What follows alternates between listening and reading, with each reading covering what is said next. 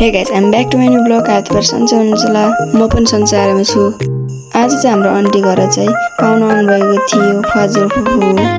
Hey guys हाम्रो माइलेन्डले चाहिँ फुपू फजुरलाई खाना हालिदिँदै हुनुहुन्छ।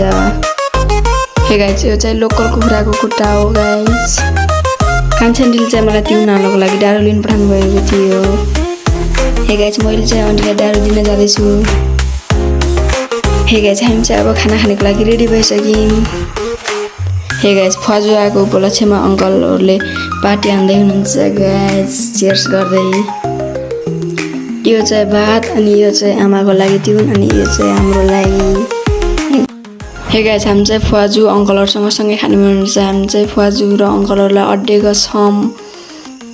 हे गाइस अनि हाम्रो चाहिँ खाना खाने पालो आइसकेको छ गाइस।